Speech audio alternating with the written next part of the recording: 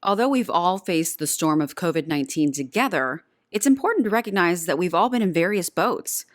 As stay at home moms, Brittany and I have just seen a lot more of our husbands and kids than we normally do. But for moms running their own businesses, talk about trying to keep an entire fleet of ships afloat. They say it takes two to tango. But what do you do when you have to tango 6 feet apart? This episode of Path and Posture, we have a very special treat. We're talking with one of the most influential Christian dance companies and schools in the nation. Since its founding in 2012, the 501c3 nonprofit has not only touched the lives of aspiring students in the Chicago area, but they have taken their mission on national tours, touching the lives of more than 20,000 people each performing season. Miss Julianna Slager, artistic director and co-founder of Ballet 58, is here now to share more with us about the company and how they've helped add hope to this season of survival.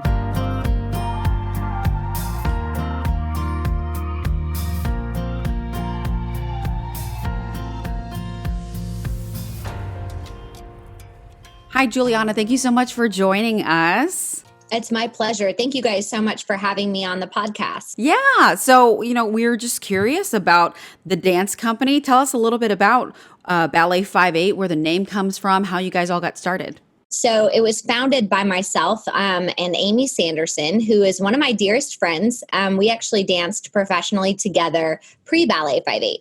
And so we've been friends for a long time and kind of walking this dichotomy of what does it mean to be an artist and to be an artist from this impulse or impetus of our faith. Mm-hmm. And so that's something that we had been trying to think through on our own and corporately. We actually both danced for Ballet Magnificat in Jackson, Mississippi, and that was where we met. And then God called me to Chicago. I was actually engaged to, at the time, a very young and adorable college student at Moody Bible Institute. And my husband, Jeremy, was kind of finishing up his degree, and we were in that phase of kind of like, okay, well, we want to get married, so we need to bring our lives together. So that's why I ended up in Chicago. And then Amy ended up coming with me, really just an act of faith.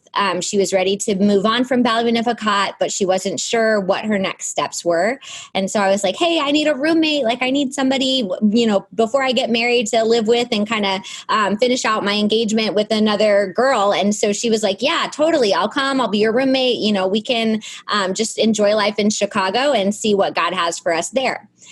So that's how I got up to this area of the U.S. And then being here, I was just really impacted by the amount of artists that there are in the city and by the themes that they continually make work on.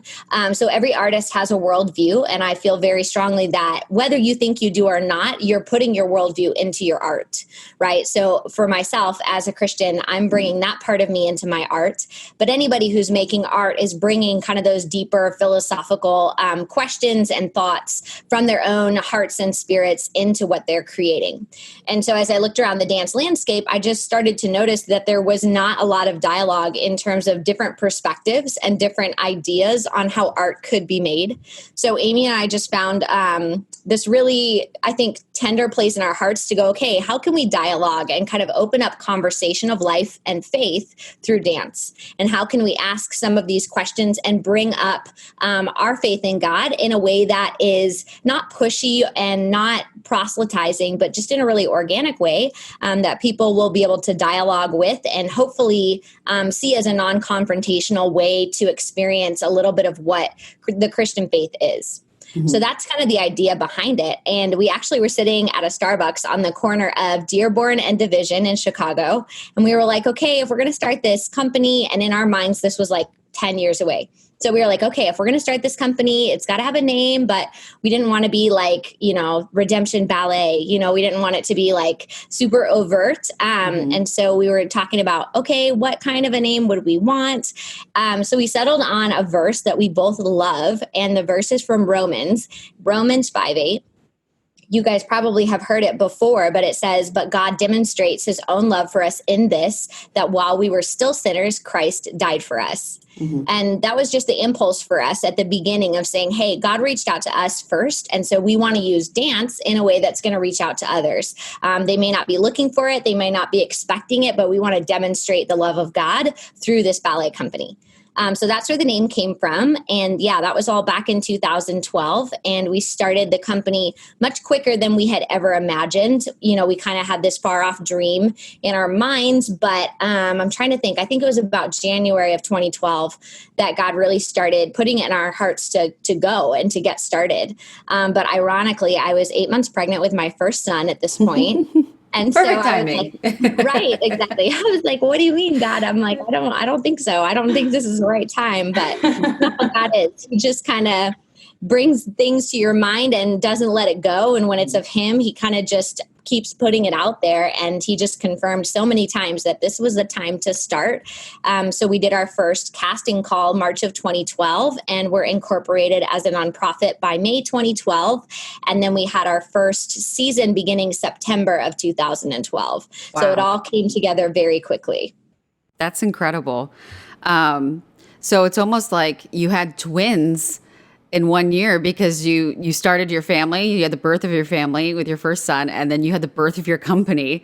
And so what was that like, a whirlwind of just seeing your career, your own company, 501c3 nonprofit take off, and then all of a sudden you had a family to balance as well. What did that look like for you? Yeah, I think there were just so many moments where I was like, what am I doing? There's no way to like fit all of this in a 24-hour period. I felt like, as many new moms do, that there just was not enough hours to go around. But at the same time, also being a young mom, you also feel like the nights are incredibly long. So it's a funny thing because you're up all night with a newborn and then all day running around trying to, be this director and start this company. So I think it was a good growing curve for me, in the sense that I had to learn to rely on other people and to ask for help and reach out and say, hey, like I need assistance with whatever it is, whether it was childcare or whether it was practical aspects of starting the company.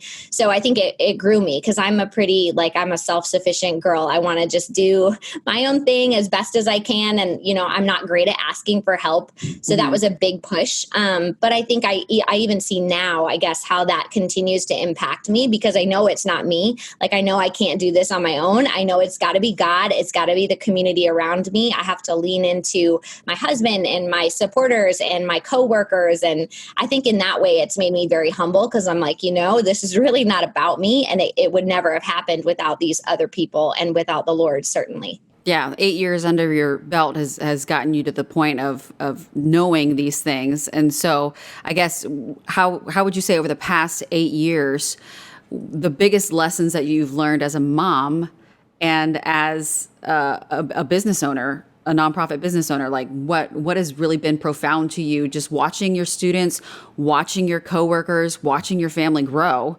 It's almost a decade, 8 years going by. That's a lot of time and a lot of learning. Yeah, you're so right about that. And I think for me, what I've really learned is that you have to savor the moments. There's a part of me that's always thinking into the future and building the organization and, long-term planning. But I think the thing that has been most special is when I can actually just slow down enough to take it all in. Yeah. And so I've tried to really practice that with my kids. And, any mom will tell you, right? They grow up too fast. It's such a cliche, but it's so true. So getting to savor, just those moments with them. And I think too, not being afraid to be a mom and to be a director all in one. Mm-hmm. I think at first I felt some pressure to separate the two and to like never have my kids in a rehearsal or like never have them around. And like, how kids are like chattering in the background of a meeting. Yeah. I definitely appreciate having childcare and being able to focus my brain at work and then at home, but I'm not afraid anymore to kind of bring them along and like let them be a part of it and do life together as a family. And I think that's so important for any working mom to feel that freedom, that your kids and your calling do not have to be two separate things. Amen. That is all a part of what God is doing in you. That's great. No, that's wonderful. And, Brittany and I on this podcast, a lot of the time we talk about, with path and posture, we're talking about the different paths that God has us on and the posture of our heart or the posture of our mind as we're walking them. So we talk a lot about the same path that we're on, which is motherhood. So it's really great to get your perspective as a mom and also as a business owner or a dance company owner, director, and just to see what that looks like, because it's a perspective we've never seen. So we appreciate your insight. Yes. Powerhouse women. We appreciate that. But We do want to look also more at what makes your company unique. You were talking about the worldviews and ways that you try to incorporate every dancer from every background. We've seen a lot with various ballet companies that they are really out to promote the history and just the performance of ballet. Would you say that Ballet 5/8 also incorporates that the history, the performance, the passion of the art itself? Yeah, that's such a great question. I definitely think so. Although I am famous for saying to the dancers, we're not in a museum. This is not a museum installment. We're here for the now. And so they always laugh at me when I say that. But I really believe that ballet has such an amazing relevance as an art form that transcends different times and cultures. And I believe that as a choreographer, part of my calling and job is to kind of update it to being something that makes sense for a 21st century audience. Beautiful. So just in terms of accessibility and all of that, I try to pay homage to the ancestors, if you will, of ballet. Yeah.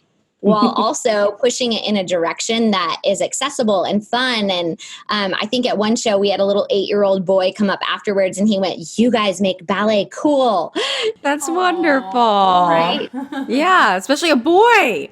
I know, right? Yeah. The biggest compliment. I'm like, exactly. Like, we don't want this to feel boring and stuffy and, like you can't access it unless you have an art degree. Like, we want a little 8-year-old to be excited, enraptured, and just wanting to see more. And so I think as a Christian as well, you kind of become cliche if you are doing art by copying the mainstream artists that you like and then spinning a Christian label onto it. So I think for me, it's actually really important that we have a creative impulse that's not just our Christianity, if that makes sense. Like we have to be creatives in and of ourselves. Absolutely. I think it's revolutionary what you guys are doing. And after learning about some of your critically acclaimed ballets, such as The Space in Between and Scarlet Compass, your approach to dance and storytelling, it's just remarkable. So talk to us about your success in combining the beauty of the arts with the messiness of life and just what that kind of looks like. So something that I like to think about when I'm making a ballet is to show both the grit and the grace of what we experience in our lives. I think sometimes ballet can be very ethereal and very beautiful, which is fun to watch, but it feels a little bit out of touch with what we experience, right? Because our lives are not that perfect. They're not tied up with a pretty bow. It's not all tulle and, dainty ballerinas floating around, right? Life is made of difficult times. But to show that grit that we experience also gives way to grace. And so I try in each story that we tell, even though it may have a different take on the grit and the grace dynamic, I try to show the grit of sin and the difficulty that we all have as human beings dealing with less than perfect relationships and less than perfect people. But then on the flip side to see, but there's still grace in that. There's still grace in those moments and there's a lot of beauty in that. And ultimately, I try to lead the audience toward a place of hope where they can see that, hey, we all have a little bit of a mess inside of us, but there is still hope through that. Yeah, that's wonderful. Just a message that everyone needs to hear. And your sphere of influence, you're Chicago based, but you also have taken the company national. So tell us about the importance of that decision and what that kind of looks like in the future for you guys. That one was so interesting because I actually didn't expect us to tour the way that we have. So when we first founded the company, we just thought, oh, we're going to be in Chicago. It's a big enough city. Like this is enough of an audience space, I guess. But then about 2 years into the company's history, we started having sponsors offer to bring us in different places. And it started out small. It was like Michigan or Indiana, kind of more Midwest local. Mm-hmm. But then over the years, it got bigger and it was like Colorado and New York City and New Mexico, Texas, and we just started getting all these invitations. Yeah. And at some point I was like, if there's a desire to see this art in other places, it's a lot easier in a way to bring the company to them, right? You can't fly, 3,000 people to Chicago to see us. So it's a very accessible way to be a company because we're able to go to the people rather than having them have to travel to watch us perform. Yeah, no, that's wonderful. And with your Chicago school, you serve about 400 students per dance season. And so with that number, I mean, just tell us about what it takes to kind of get a ballet off the ground from start to finish, and from just the thought of an idea of a dance to curtains drawn and taking a bow, getting all these dancers together. What's that process look like? So it's a little bit different in our School of the Arts versus like the touring company. Okay. But just the Cliff Notes version is that for the school specifically, right, with those 400 kids, I have to think of a storyline that's one, age appropriate so that the kids are able to invest in it on their level, right? It's got to be something that usually has a little more whimsy and is a little bit more fairy tale-ish because that's the age that we're working with. And then it's a huge collaboration of casting, multiple classes to play the same part. And so we have, 3 or 4 different casts of students playing different roles. And then we have our high level students that are like high school and early college age that will play the lead role and will get a chance to be kind of the main focal point of a story.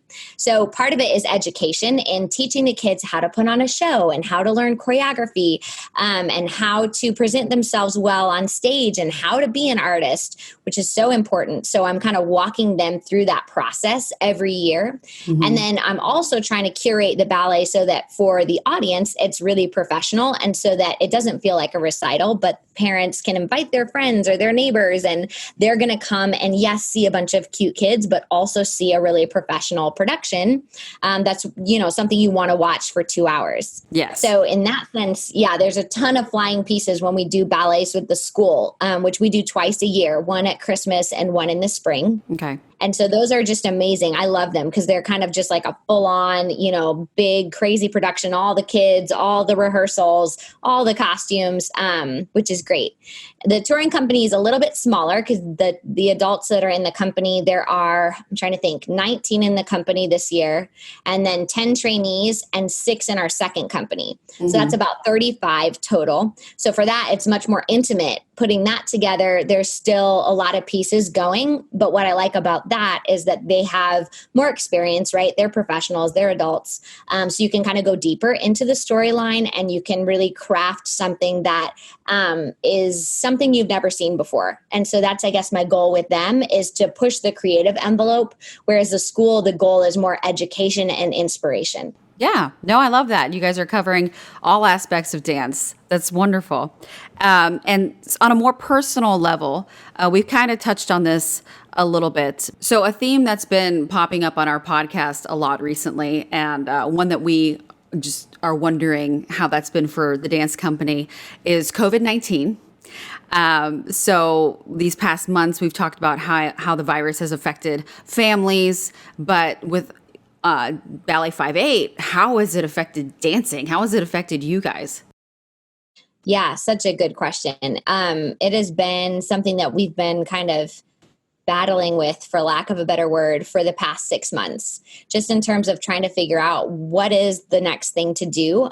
Because the way the art form is structured, it's very tactile. There's lots of touching. There's lots of big groups. The rehearsals, there's many people in one room, closely packed. The performances obviously are in theater settings, which right now, at least in Illinois, they're not allowing many people, if any, into theaters. And so it's been a big pivot for us.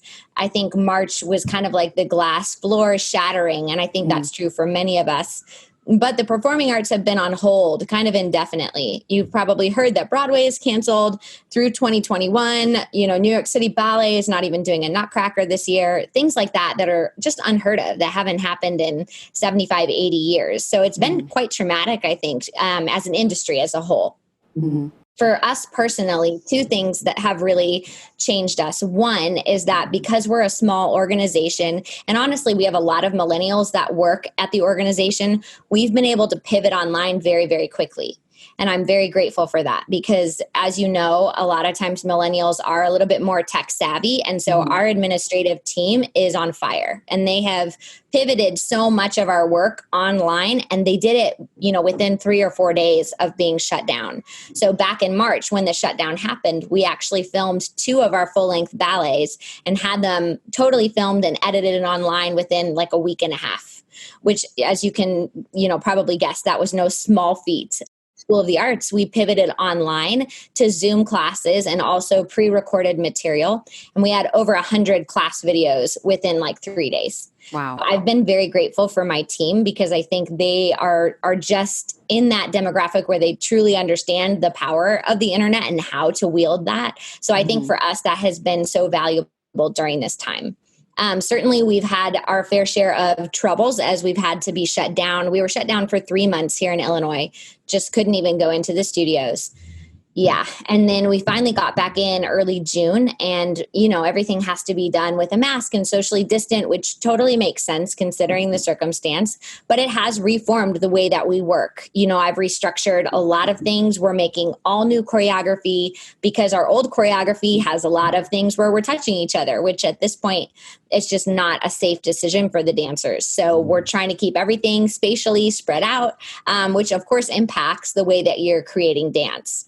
So for me, I feel like it's been a bit of a strange challenge, almost like a thesis for like a master's degree. It's like, how can I create ballets where we never touch each other?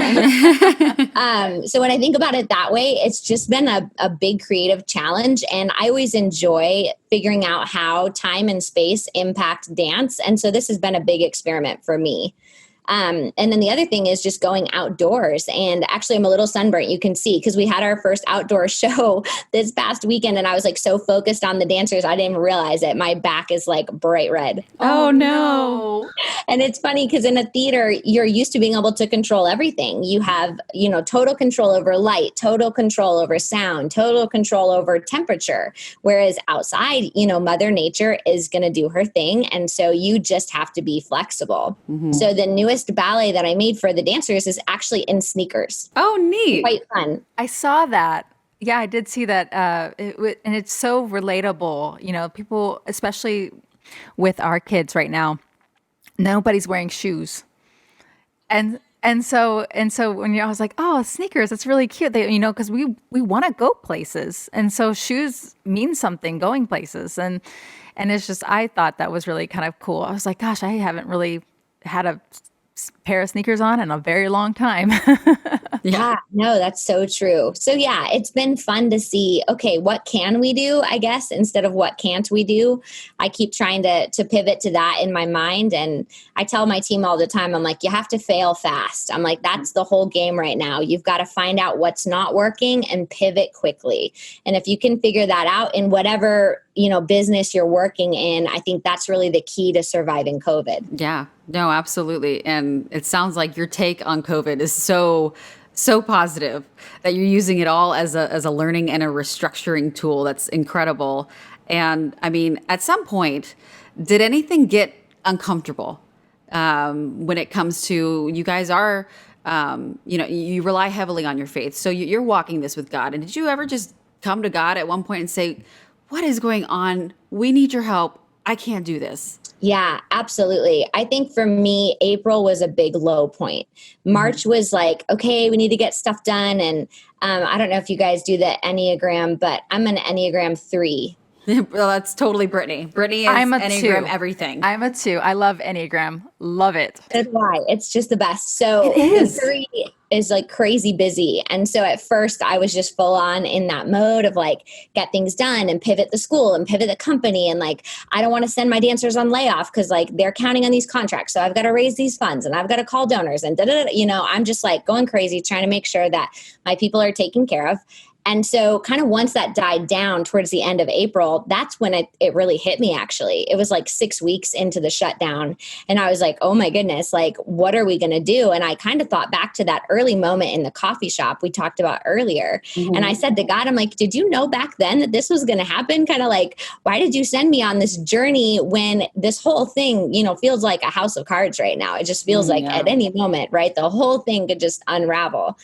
And he was so faithful in that moment to just be like, you know what? I did know that. I did know that all those years ago and I sent you anyway. And that was such an encouragement to me of just like, yeah, you did know at that time where we were going to be. And this is not a surprise to you. It is to me, but you know, and I can trust in that. And I can trust that there's a way through this and that he's got a plan. And so that was a big turning point. And that's kind of the time where I started planning the outdoor shows. And like he started giving me ideas for the next set of ballets. And it's funny how surrender is so tied up with our actions. You know, if you're not surrendered, you kind of freeze because you're so afraid of what to do next. But once you surrender to God and you're just like, you know what, whether this thing, you know, goes gangbusters or whether it totally fails, I'm just surrendered to you in that. Whatever you want, I'm going to do it.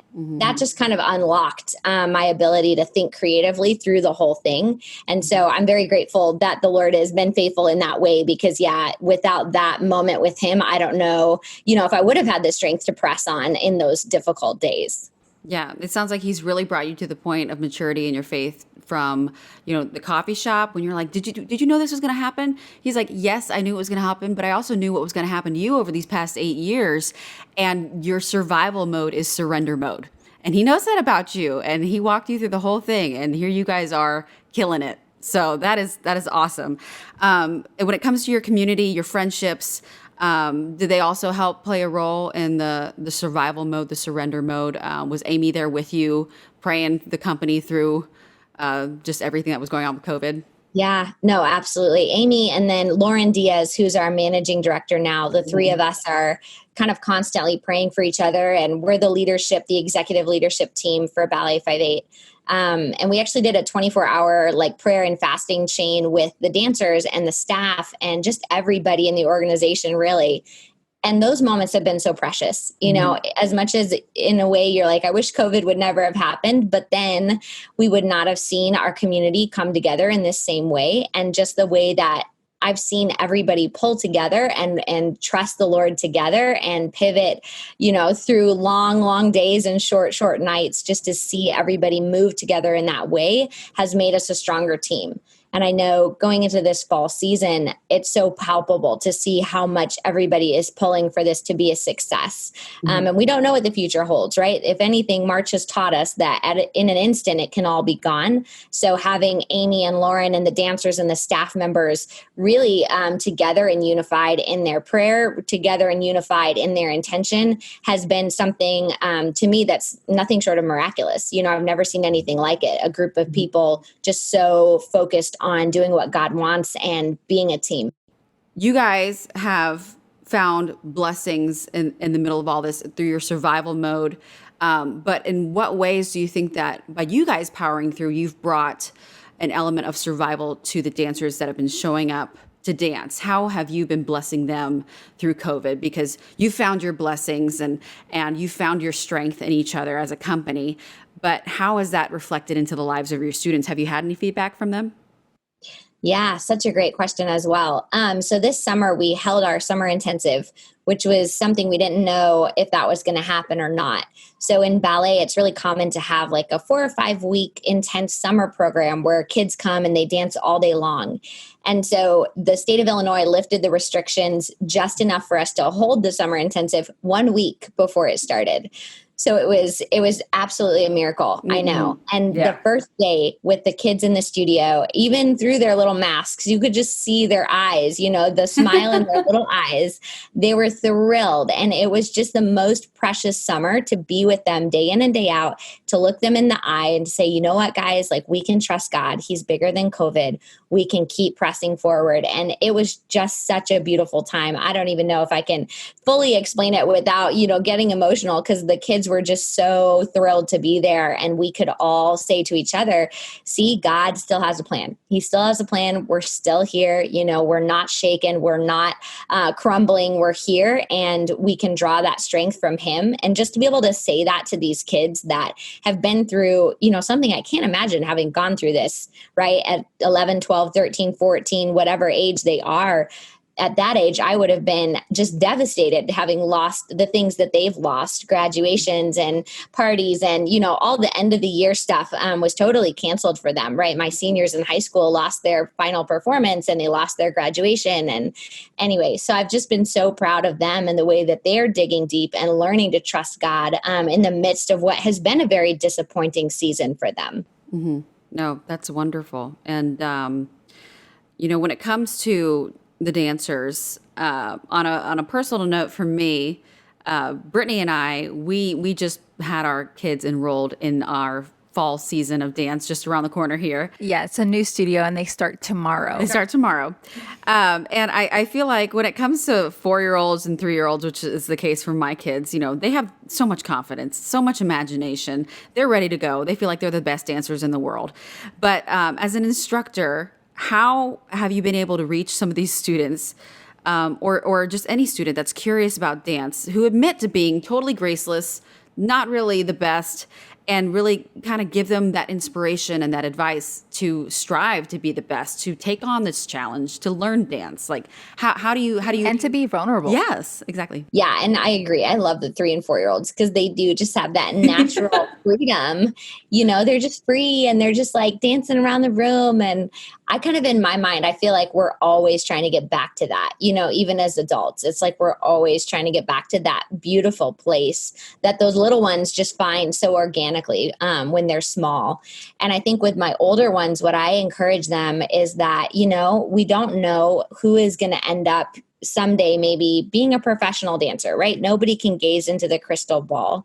But if they love it and they want to pursue this art form, there are so many amazing things you can learn from it without being a professional dancer. So that's not really the reward. It's not really about like who's going to make it and who's not, right? That's too much pressure and that's way too intense. It's more about let's come into the studio every day and let's try to go 1 inch further. Let's try to hold that balance a little longer. Let's try to remember that combination a little bit quicker. And in that way, we're fortifying our bodies and we're training our minds. And whatever field of work you go into, all of those skills transfer.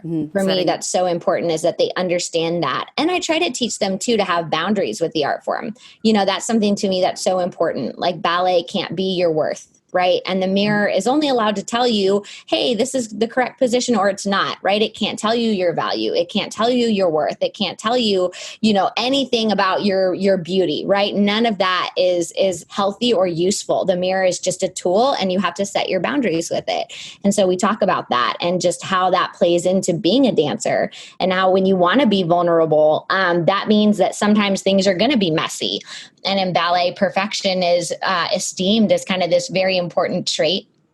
But we always talk about perfection as something that we only achieve in heaven, right? There's no perfection this side of heaven. And so there's something truly beautiful about vulnerability because it gives us something that perfection can't. It gives us an honesty and just a boldness and a freedom that perfection can never bring. So I try from a young age just to instill those virtues just into an everyday ballet class so that they're just growing up with this in the back of their mind. And my prayer is that they'll just carry that with them wherever God takes them, that they'll be able to put that into practice. I love that. Then Brittany, this is more your question. I've seen the account Ballet 58 comment a couple of times on C.S. Lewis quote accounts or whatnot. We've just met there, and I ended up following you guys through that. But going into that, are you a C.S. Lewis fan? And how has he inspired not just C.S. Lewis? I guess if you are, how has he inspired not just C.S. Lewis ballets but other ballets? Because I find your emotions that you put into your ballets resonate with a lot of things that he said, like in Mere Christianity and stuff like that. Yeah, that's such a great question. And yes, I am a super fan of C.S. Lewis. I just adore, I'm like such a nerd. I think I've read most all of his works. I haven't gotten to the Space Trilogy. That's like my last one to conquer, but I do. I love it. Honestly, probably his nonfiction has impacted me more, although I love his fiction, The Chronicles of Narnia, right? You can't not love The Chronicles of Narnia. Mm-hmm. But anyway, I've been reading his work since I was in high school.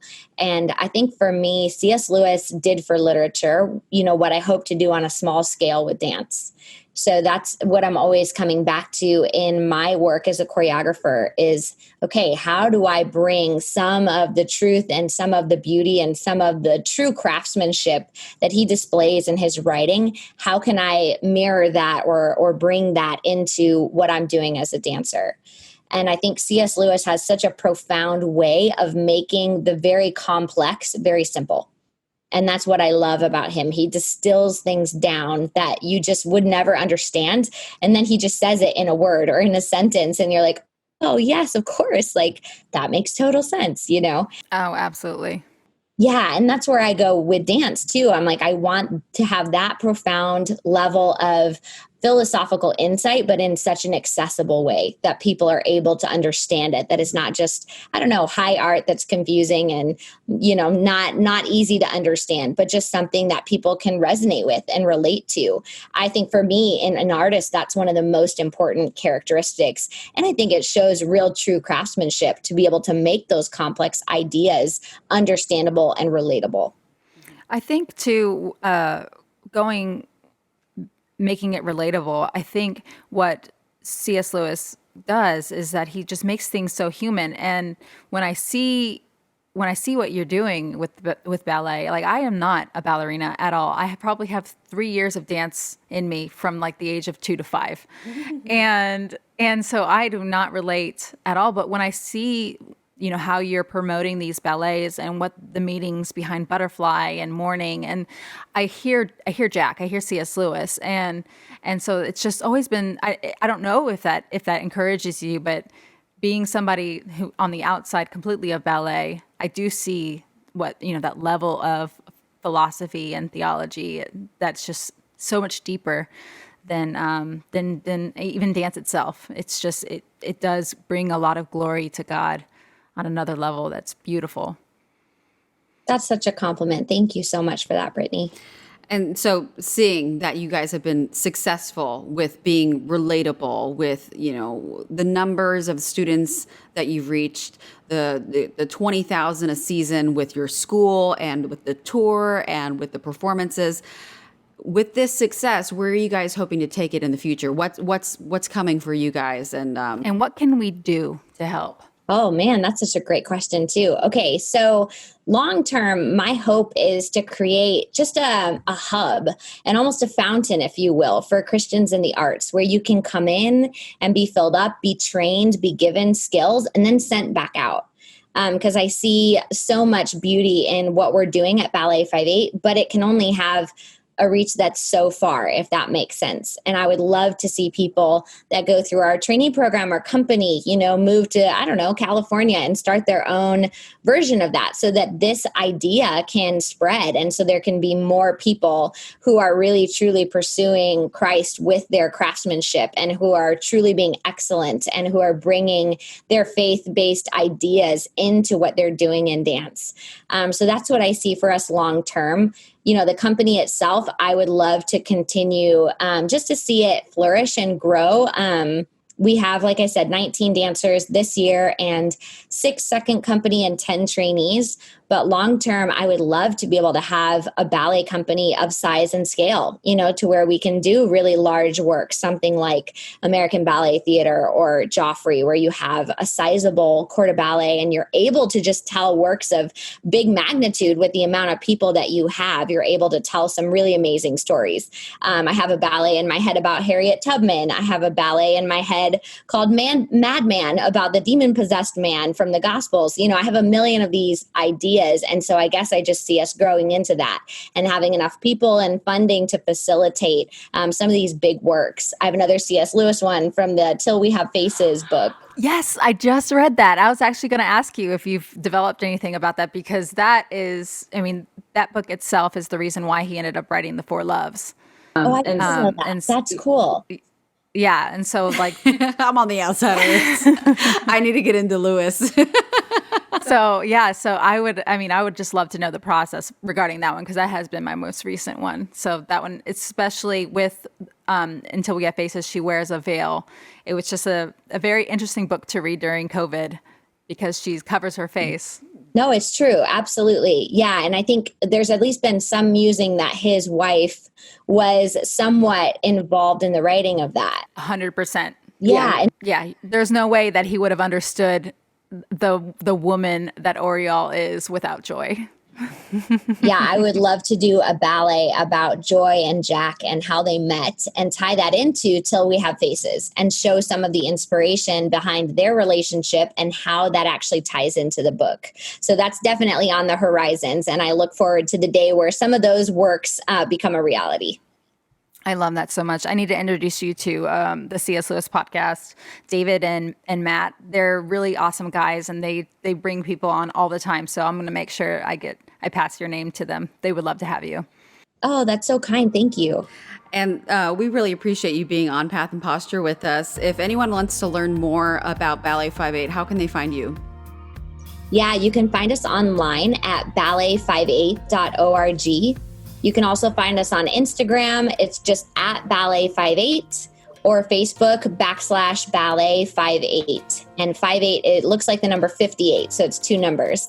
Okay. But yeah, we would love to hear from anybody who's interested in supporting the company. We've got a lot of online shows this year due to COVID, which is pretty cool because people can see our work from anywhere in the world. So definitely check it out. And hopefully sooner than later, we'll be back to touring to a theater near you. Wonderful. Well, thank you so much, Julianna. All the best to you guys, and take care. Thank you so much, ladies. It's a pleasure. I really enjoyed it. When the world began shutting down due to COVID-19, people looked for inspiration. Stories of individuals who continue to find a way to dance, paint, play music on rooftops even during their isolated or socially distanced circumstances. It drew eyes from viewers all over the world. In the search for hope and reason to continue on, publications like The Four Loves from C.S. Lewis have helped to shed light. Lewis writes, "Friendship is unnecessary, like philosophy, like art, like the universe itself, for God did not need to create. It has no survival value. Rather, it is one of those things which gives value to survival." As we continue to restructure our lives around what seems to be an unending pandemic, let us not forget that the goal in life is not just to survive, but to seek out and to embrace those things that add value to our survival. Things like dance with Ballet 58. After all, as author Vivian Green stated, life isn't about waiting for the storm to pass. It's about learning to dance in the rain.